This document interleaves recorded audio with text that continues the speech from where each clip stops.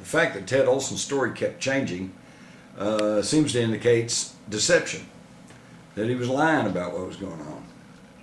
And in fact, Olson had previously made a statement in an argument before the Supreme Court where he himself declared that it is easy to imagine an infinite number of situations where government officials might quite legitimately have reasons to give false information out.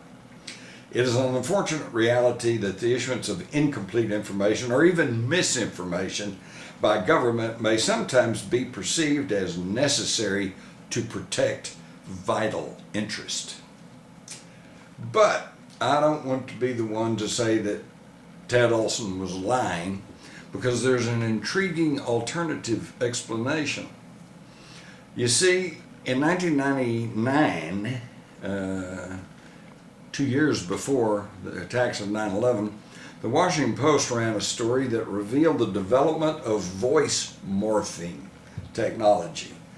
This was a technology developed at Los Alamos National Laboratory in New Mexico. And during a demonstration of this, the former Commander-in-Chief of the U.S. Special Operations Command, General Carl W. Steiner, was chagrined to hear his own voice say on a recording, "Gentlemen, we've called you together to inform you that we are going to overthrow the United States government."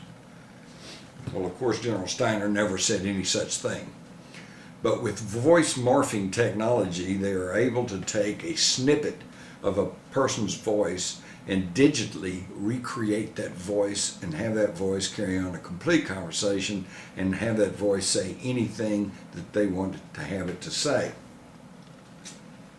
And as Daniel Kuhl, chairman of the Information Operations Department of the National Defense University of Washington, remarked, once you can take any kind of information, reduce it to ones and zeros, you can do some pretty interesting things. They even were able to duplicate then Secretary of State Colin Powell's voice, and using some clips from public speeches, and he was heard to clearly state, "I'm being treated well by my captors." Well, of course, Colin Powell was never captured by anybody, at least not yet. And so now we can see that Ted Olson may indeed have been telling the truth when he said he got a call from his wife, and yet it might not have been his wife. This is just another aspect of the many, many unanswered questions, anomalies, problems with the official 9/11 account.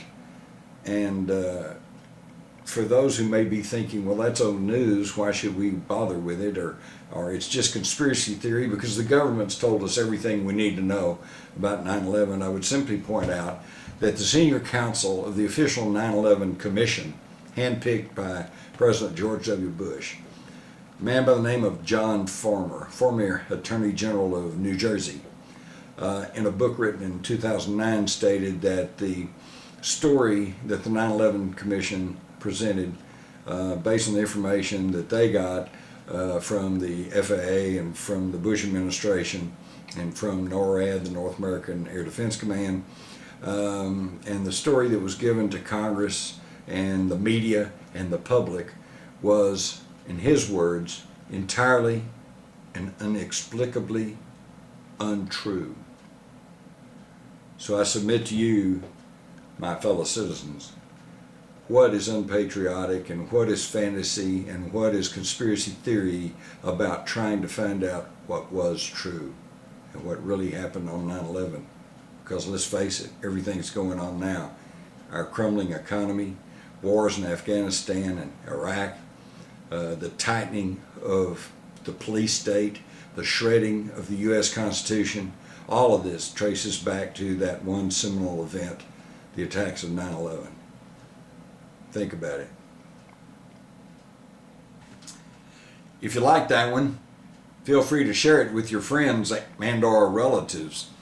And if you'd like to join the growing ranks of the Lone Nut Society, simply come back to this page from time to time. We welcome your suggestions and advice and criticisms, and you can even contribute your own videos. After all, None of us are as smart as all of us. This is Jim Mars, urging everyone to love in the light of truth and knowledge.